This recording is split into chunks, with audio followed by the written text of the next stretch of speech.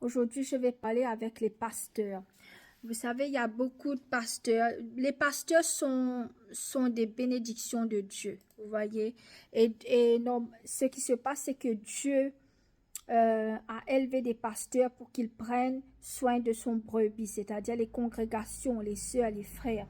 Mais il y a beaucoup de bons pasteurs, des pasteurs qui sont des grands men of God, vous voyez, des pasteurs qui sont vraiment, vraiment bons dans la présence de Dieu. Mais il y a des pasteurs qui aiment humilier la congrégation, qui est jalouse de leur propre pasteur et de leur congrégation, qui disent qu'ils ne sont pas disciplinés, qui critiquent la congrégation.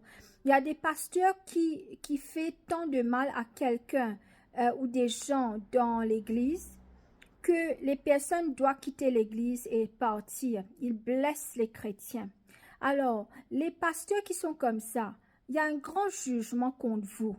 Parce que moi-même, j'ai dû quitter l'église. Pourquoi? Parce que j'ai fait tout. J'ai aidé le pasteur, on a grandi l'église, j'ai fait beaucoup de choses pour l'église. Mais là, quand il voit que c'est-à-dire le cadeau que Dieu m'a donné est très grand, à ce moment-là, il commence à être jalouse. Il m'a même poussé. Il a fait tout pour que je quitte l'église. Il a même fait pleurer des congrégations. Alors, les pasteurs qui font quitter qui font les chrétiens pleurer, quitter l'église, quitter Dieu, il y a un grand jugement contre vous. Un grand, grand, grand jugement contre vous. Si vous ne changez pas, vous allez rater l'enlèvement, vous allez rater votre paradis. Alors, c'est un message pour les pasteurs de Dieu, c'est un warning pour vous. Si vous n'allez pas changer, il y a un grand jugement contre vous. Vous, les pasteurs qui êtes supposés d'être douces avec les brebis, oui, corrigez les brebis disciplinées, mais aussi ne pas les faire souffrir et au point de les faire quitter, qu'ils quittent l'église. Alors, il y a un pasteur que je suis partie raconter ce qui s'est passé.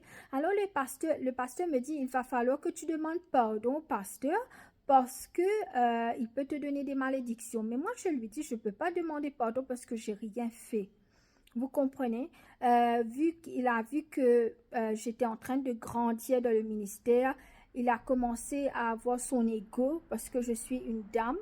Et il a commencé à dire des choses pour que je dois quitter l'église et partir. Il était jaloux. Il y a des pasteurs qui sont jaloux des autres pasteurs parce que Dieu est en train d'élever d'élever dans un autre niveau. Il y a des pasteurs qui sont jaloux de leur congrégation parce que Dieu est en train d'élever quelqu'un dans la congrégation qui s'humilie devant Dieu.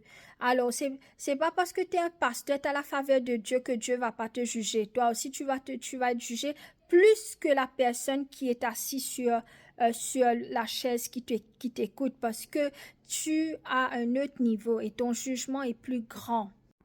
Alors, il y a des personnes, quand les pasteurs ou les chrétiens les ont blessés, ils disent quel type de Dieu c'est. Non, c'est pas Dieu qui t'a blessé. C'est pas le Père, le Fils, le Saint-Esprit qui t'a blessé. Dieu est Dieu. Mais les humains, même les pasteurs, même les chrétiens sont des humains. Ils commettent des fautes. Ils commettent des péchés.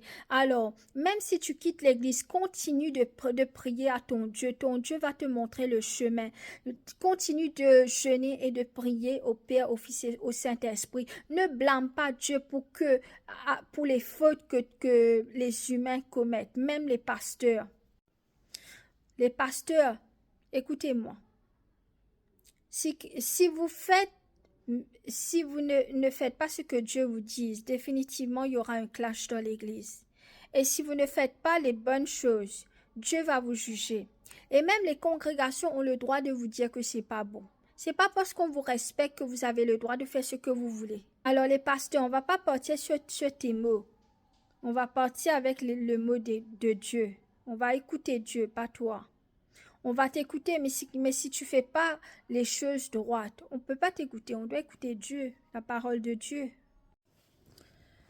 Alors, les pasteurs qui parlent comme ils veulent, il y a un grand jugement contre vous. Les pasteurs qui blessent la congrégation, qui blessent les personnes dans des églises et les personnes doivent quitter l'église.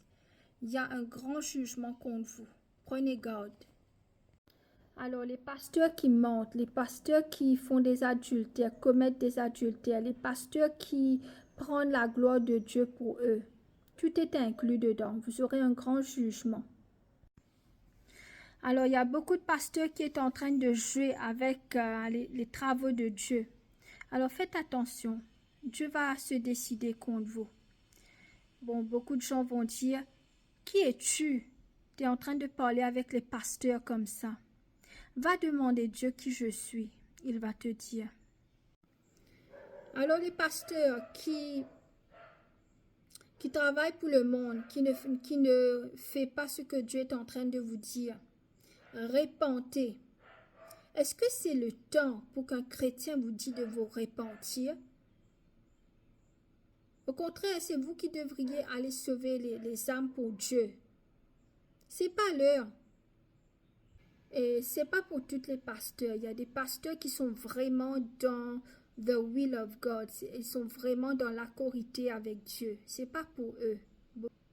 Dieu vous bénit. Alors, les pasteurs, vous donnez une mauvaise image à Dieu, le Père, le Fils et le Saint-Esprit, par votre attitude.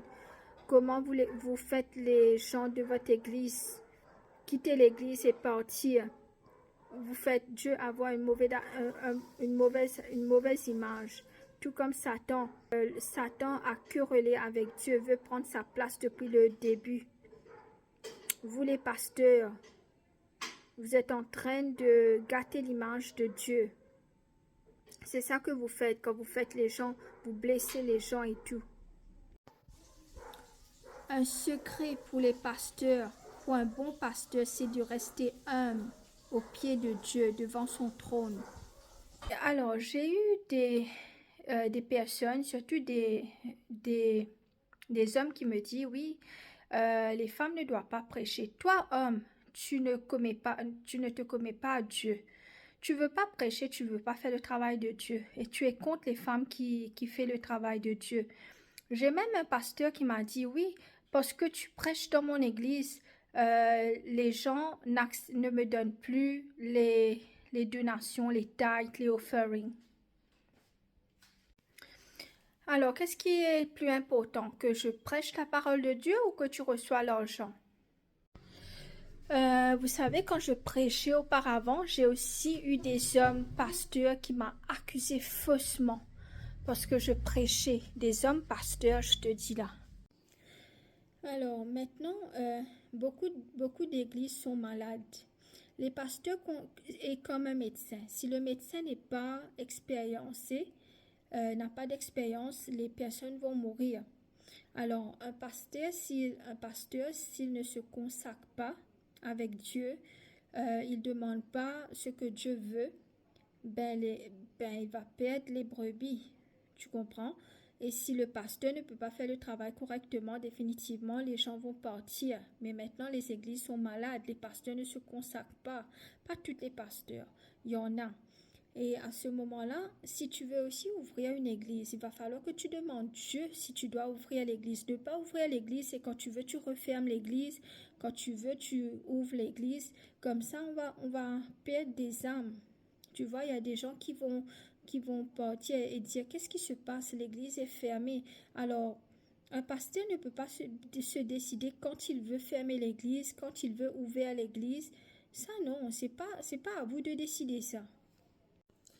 Il y avait un pasteur qui me dit qu'il va fermer une église. J'ai dit de ne pas fermer l'église. Ensuite, j'ai dit si Dieu vous dit de fermer l'église à ce moment-là, c'est la volonté de Dieu. Il me dit non, Dieu ne m'a pas dit de fermer l'église, c'est moi qui décide de fermer l'église. Mais qui es-tu de décider quand tu vas fermer l'église, quand tu vas laisser l'église ouverte? Vous savez, j'étais même partie dans une église à Quatre-Bonnes un jour. Et moi, je dis pas aux personnes que je suis pasteur. J'aime rentrer observer. Et là, je me suis assis devant. Et là, la personne, une dame et un homme, très fiers, tu sais, les trucs, personnes qui sont fières, tu vois. La dame vient avec moi et il dit, tu sais, c'est moi et mon mari qui s'assoient devant ici. Tu dois t'asseoir derrière. Alors, j'ai rien dit parce que c'était dans l'église. Je me suis assis à l'arrière. Et là, Dieu m'a dit, ces personnes, même s'ils sont dans le paradis, ils vont s'asseoir à l'arrière, ils n'auront pas une place devant, pas d'humilité. Vous savez, un jour, je suis partie, j'étais à l'extérieur, pas dans mon pays, j'étais dans une église. Là, j'ai mis un peu de rouge à lèvres, je m'habille, très représentable, hein? Alors, dans cette église, tu peux pas mettre de rouge à lèvres, tu peux pas mettre déodorant, tu peux pas boire café, tu peux pas te laver avec des savonnettes. Mais moi, je fais ça parce que tu dois être propre en tant qu'un chrétien.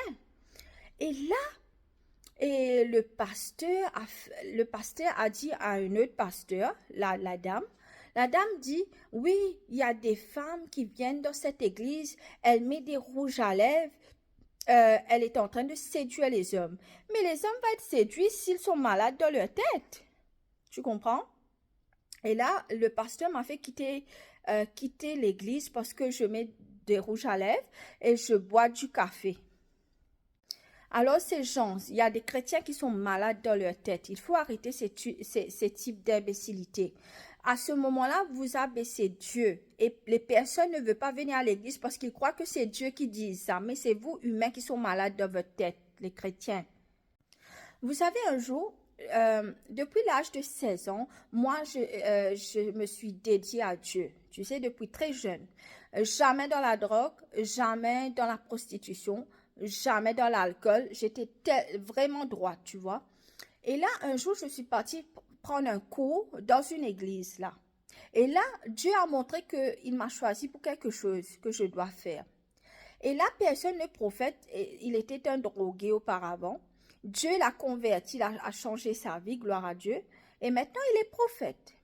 Quand Dieu a montré qu'il m'a choisi pour quelque chose, tu sais qu'est-ce que le prophète a dit? Il dit comme ça devant tout le monde, oui, Dieu ne regarde pas l'apparence. Mais qu'est-ce que tu vois dans mon apparence? Moi, je me suis dédiée depuis l'âge de 16 ans. Tu comprends? Il y a des gens dans l'église qui n'aiment pas que Dieu élève quelqu'un qui s'assoit dans l'église pour devenir ce qu'il doit venir. Et Dieu va retirer votre pouvoir, votre anointing qu'il vous a donné. Tu sais quoi? Une fois, je suis partie à l'église. Plusieurs fois, quand je pars à l'église, il y a une dame qui dit, oui, une femme qui est belle, elle vient dans l'église, elle séduit les hommes. Alors, quand tu es une chrétienne, tu peux pas être belle? Tu vois, ensuite, elle dit, oui, tu sais, il y a des personnes, oui, je crois dans l'esprit des sirènes, mais pas toutes les belles femmes qui viennent à l'église qui est chrétienne a des esprits de sirènes. Il y a des belles femmes qui viennent pour prier. Alors, si tu es belle, tu n'as pas le droit d'être chrétien. Il y a des beaux hommes, il y a des belles femmes qui sont chrétiennes. Et là, quand toi, tu es censé, tu chasses les démons, je crois qu'il faut chasser les démons. Mais tu chasses pas les démons avec quelqu'un qui n'a pas de démons, tu inventes. Reste dans la prière avec Dieu, consacre-toi. À ce moment-là, tu vas voir qui a vraiment des démons, qui Dieu a choisi. Les chrétiens, vous êtes malades dans votre tête. Allez consacrer à Dieu avant de prendre le ministère de Dieu.